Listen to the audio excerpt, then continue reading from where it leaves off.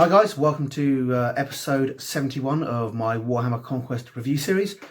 This week we'll be reviewing issue 71, which comes with a fantastic piece of scenery. I'm just going to get that out.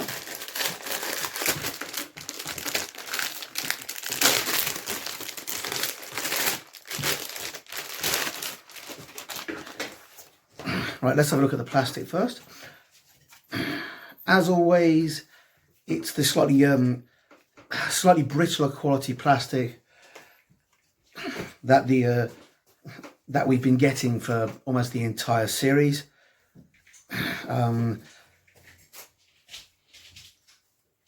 Whenever we've had the coloured plastic, it's been a little more brittle feeling. Still fantastic quality, fantastic depth. I would probably be wary with the chains. I think they're more likely to snap than bend than you'd expect other plastic. Well, than you'd expect from standard GW plastic. So maybe be a bit more wary when cutting them out. This is a pretty cool set. It's got a lot of details. As we can see, it makes up the crane, which is part of the Sector Mechanicum. In the previous Sector Mechanicum, we got 2 vehicles and some of the bits for this. In the previous issue that had Sector Mechanicum scenery, we got 2 bits of the vehicle. 2 separate vehicles, and some of the bits for this vehicle. We got the bits that go underneath the tracks there. So you'll have to take those off the other set. Maximus, come out of there now.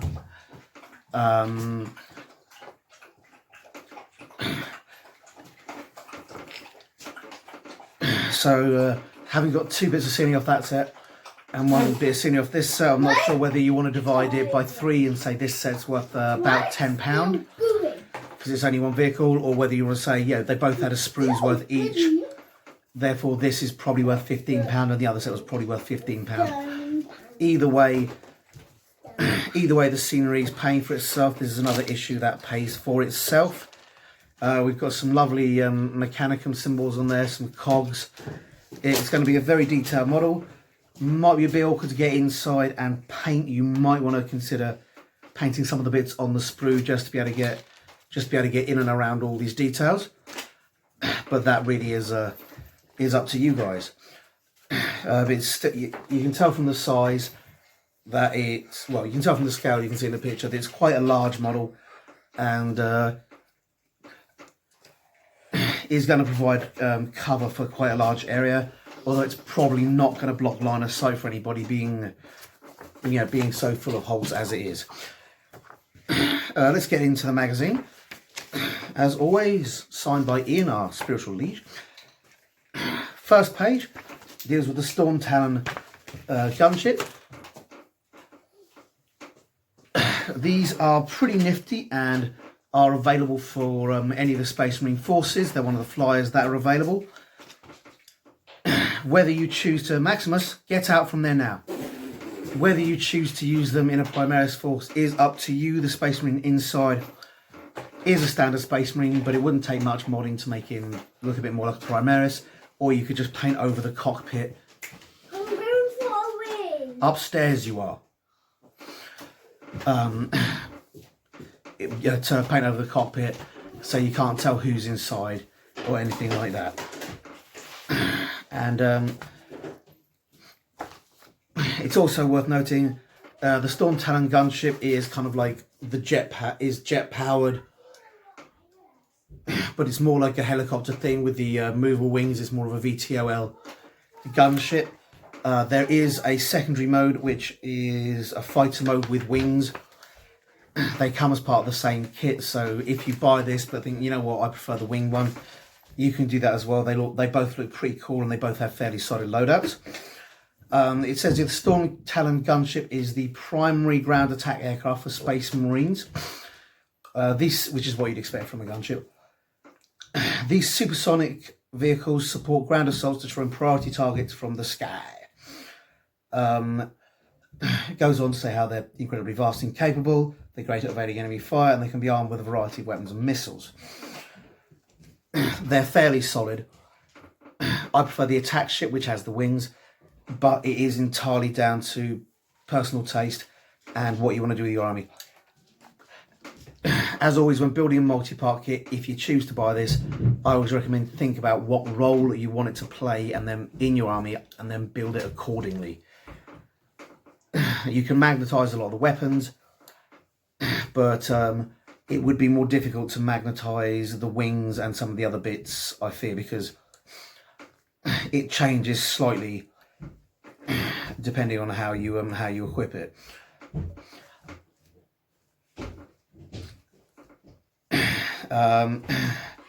It's got the ratings here, which look cool but don't really mean that much. Crew, 1 Space Marine, armaments, twin assault cannons, twin heavy bolters, twin las cannons, Skyhammer missile launcher or Typhoon missile launcher. It says engines, supersonic engines, which doesn't mean anything. But it has alternate flight modes of hover and jet, which gives it a lot of manoeuvrability. We've got some beautiful pictures there and stuff explaining more about the gunship and how it works. And you can see the model there. It has a very stunty, blocky feel, but that's kind of what you'd expect from Space Marines. The wings are flat. A lot of the stuff you see involves wings that are kind of curved like a bird's wing. Yeah, kind of looking like that. But that's because it used to be believed that in order to gain lift, you needed wings curved like that, and the differential in pressure from the top and the bottom is what generated lift. It has since been discovered that that's not what generates lift, just things tilted slightly upward, plus a ton of power behind it is what generates lift. We've been building planes for decades, centuries almost, based on the idea that it needed to be a weird shape to fly, and then NASA just went, oh no, it just needs to be tilted upwards. But there you go. So the flat wings on it actually do make sense. They're a little stubby, but I imagine they're more like control surfaces and the like. Next, we move on to the forces of the Eldari, the Drukhari, or whatever you want to pronounce them. A dark reflection of their craftwork kin, the Drukhari are twisted and cruel. They dwell deep within the webway, amidst blood-soaked streets and spires of Comarog. I'm just going to pause the video a minute while I deal with the kid. Sorry, I'm back, guys. Got some beautiful artwork as always. It goes through to describe the Eldari. The fall of the Eldari began long before the birth of Slaanesh, whilst many of the Eldari were obsessed with following their own desires above all else. A few became addicted to enjoying sensations. These Eldari fled into the depths of the webway, where they were drawn to the city of Comarog, or Comora, whatever. Once an important hub for the webway travel between planets, Comorag had become a dark and lawless place full of wicked Eldari. In time, the activities of the Eldari became even more twisted. Citizens hunted each other in the streets, and the Eldari cities ran red with blood. When the fall finally came, those Eldari living in Comorag were not spared from Slaanesh's hunger. Instead, their souls were cursed to slowly drain away into the warp, where Slaanesh waits to devour them over time. It's pretty cool. It goes on to describe how they can avoid that fate by causing others to suffer in their place. By inflicting agony on others, they could refill the energy of draining their souls as long as they fed regularly enough upon such misery. Which basically explains that they're like soul vampires, and they need to torture people to keep themselves going and to keep themselves alive. Because even the Eldari can't live without a soul. It's worth noting that the idea of a soul in 40k is a very clearly defined scientific thing, and very different from the idea of the immortal soul in the real universe. Maximus, stop jogging the table, please. Ever since, the Drukhari have raided real space, spreading destruction, death, and misery wherever they go, taking slaves to their kill and their own cruel needs. It's also worth noting that While some Imperial scholars can tell the difference between the Drukhari and the Eldari, between the Craftworld Elders, the Harlequins and the Dark Elder, most can't. For most, they're just one big weird race and they're all interconnected.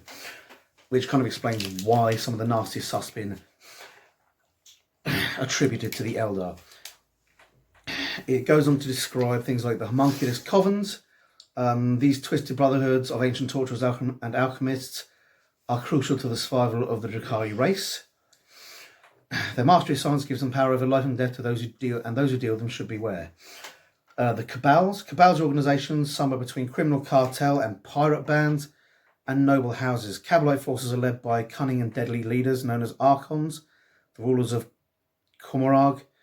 Asdrubal Vecht is the Archon of the most powerful Cabal, the Black Hearts. The Cabal is responsible for most of the Drukhari's real space raids. There, those guys there. They also make up the vast majority of the foot soldiers. Then Maximus. The witch cults are thousands strong groups of gladiators who fight in the arenas of Commorragh. They put on displays of graceful violence that distract Commorragh's population and help stop the city erupting in all-out anarchy. Witch cults also enjoy testing their incredible combat skills against the galaxy's lesser races. So those are the three big sort of fundamental subsects within the Eldari. Sorry, within the Drukhari. We've got some cool stuff here. They use a lot of open top vehicles. That's because their main purpose is taking slaves, so they're often sort of jumping off and dragging people onto those vehicles so they can take them away. The armies rely mostly on hit and run tactics. The idea being to outdistance the enemy, run in, secure whatever they need, and then be gone before the enemy gets to strike back. As such, they're much more suited for games where you've got to capture or destroy. Destroy objectives than take and hold games where you've got to take and hold the objective, or exterminate. Exterminatus games where you've got to fight and kill each other to the end. All out war games. Whilst they have got a nasty punch, they're not that tough, and they are very light and very lightly armoured. As such, if they have to go toe to toe with anyone who's got heavy armour or is tough like orcs or space marines, or basically anybody really, you tend to find they pay. It is worth, when considering whatever forces you use, what kind of battle you're going to play and how it balances out between the two forces. We've got some cool images there. The Drukhari use some slave races.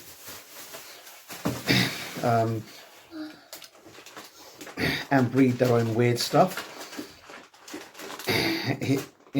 As well as adding loads of cool bits and genetically modifying themselves. They've got the Slith, which are a serpent snake race, which fight for them. They've got the Urgul, which are animals they use. Medusae, which are another kind of psychic creature that they use. And you can see that their Archon is actually significantly bigger than a standard Drukhari, probably because he's on steroids. They do use, that's only half a joke, they do use a lot of things like drugs and that to increase their size, genetic modifying, surgical modifying. You've got the massive creature there, which is a Talos with chain flowers and liquefied guns. He's kind of a Frankenstein creature. And you've got more standard warriors there, so that's pretty cool. Warrior of the Cabal, Cabal of the Black Heart, Cyberite with Agonizer and Splinter Pistol, Witch with Shard Net and Impaler, and a bunch of other just frankly cool stuff. You notice they haven't shown any big tanks. I think they do have heavy hitting vehicles and heavy weapon squads, but as I said, they rely more on hit and run tactics than actually being able to dole out damage. Next, we move on to how to build the Sector Mechanicus. Got the Clipper safety, which is important, otherwise you might lose an eye. fairly, well, I say fairly basic. This one's sort of intermediate, reasonably complicated.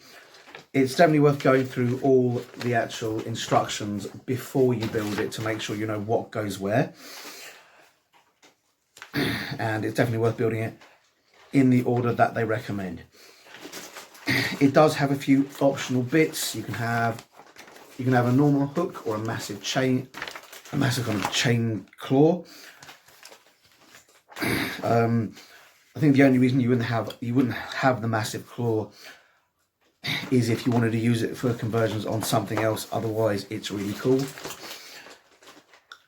As you can see from the model and the thing, the connection for the claw is kind of delicate, so you might maybe go for the hook because it's less easy to damage, or maybe you snap the chain off, whatever.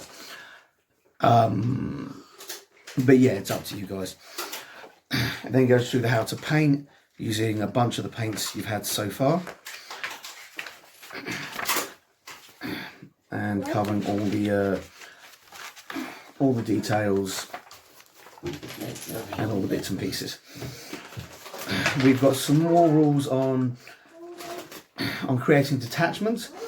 Now you're familiar with the Battleforged armies. We'll show you how to create your own detachment for use in games. The first part of this tutorial will introduce patrol detachment. Here we ignore the rules for larger detachments known as battle detachments.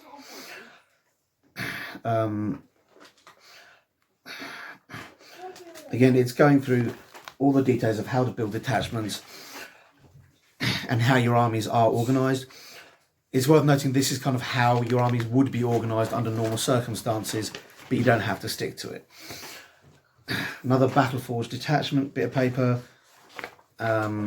This one isn't set for either guy, so you can just photocopy this. It is worth knowing there's a little bit of writing down there, as there were on last week's one, which says, and I shall read it: permission to print or photocopy this for personal use only.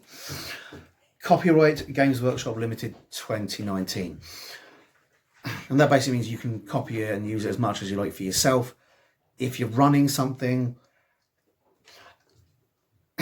like a club or anything like that, you don't have permission to do this. But if you contact GW, they'll probably tell you it's okay, or they'll give you one of their, they'll give you some other ones to use. GW are fairly supportive of clubs and gaming societies that run events. And if you are part of any club or any gaming society, do approach your local GW store and do approach your friendly local gaming store for help running events, because both of them get a certain amount of stuff to do promotions with, and they can usually throw something your way or provide some sort of prize material. Not always. They have an allowance of stuff, from what I remember.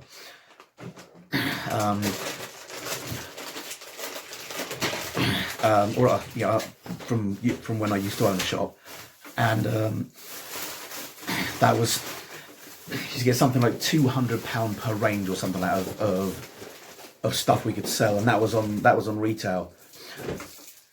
Stuff we could sell, £200 of the stuff we could sell that we could order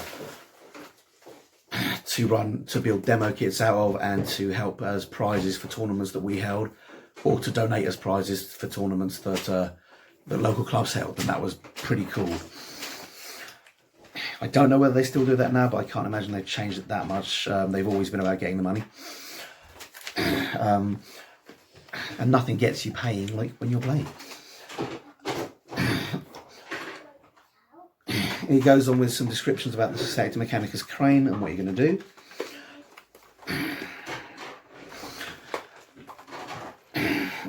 It has a specific set of rules. Whenever a model shoots at an enemy infantry unit that has all of its model within 3 inches of the Sector Mechanicus crane, the target receives the benefits of cover. If the shooting model is closer to the Sector Mechanicus crane than it is to the target, and the target is at least partially obstructed, partially obscured from the view of the shooting model.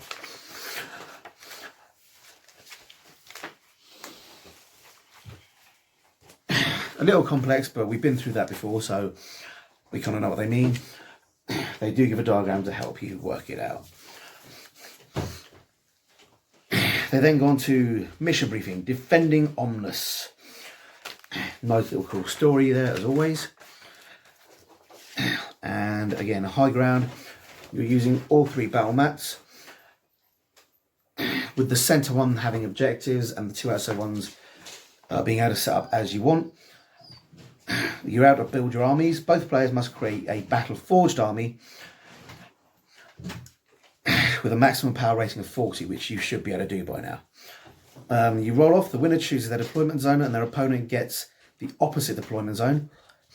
Whoever chooses their deployment zone deploys a unit first, and their opponent deploys a unit. Continue deploying units in turns until they've all been deployed.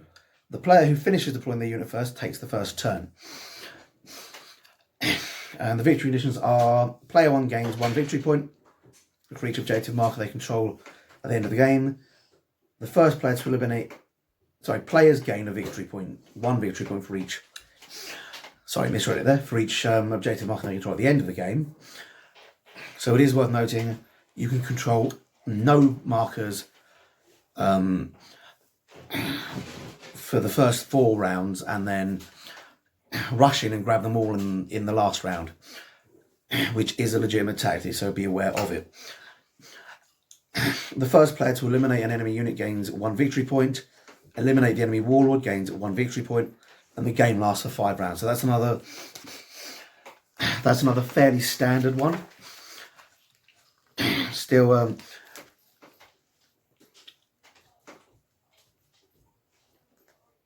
being objective based, it should be fairly fun. I tend to prefer objective based games over total annihilation games, but that's just me. Right, on to the back page. Next week we will be getting a bunch of Chaos Spawn. Keep your eyes out for that, because that will be getting given away.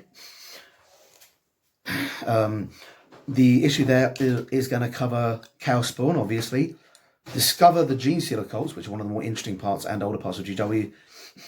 And Stormhawk Interceptors, which is the alternate one that you can build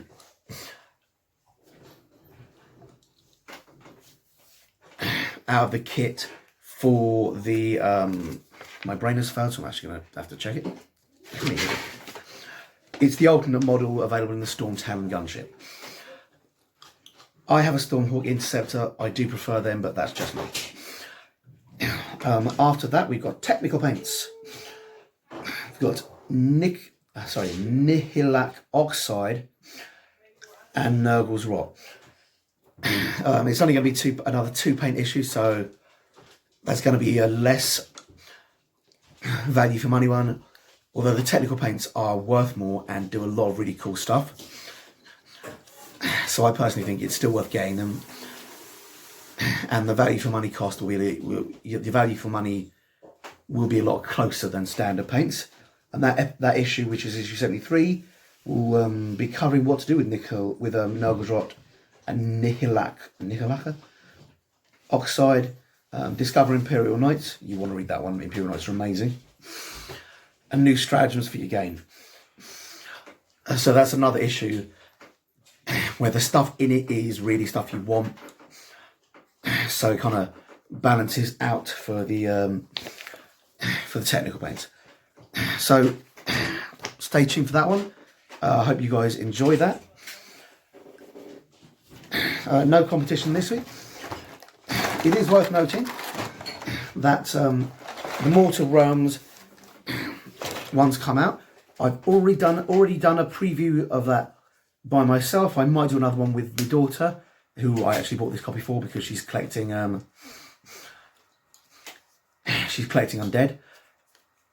But if you want to know about what's in this, check the website. One of my subscribers was kind enough to send me a preview issue when they tried it up in Manchester,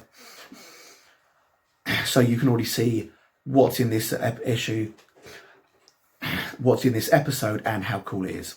Okay, I'll see you guys next week. Hi guys, hope you enjoyed that video, and if you did, remember to like and subscribe to my channel.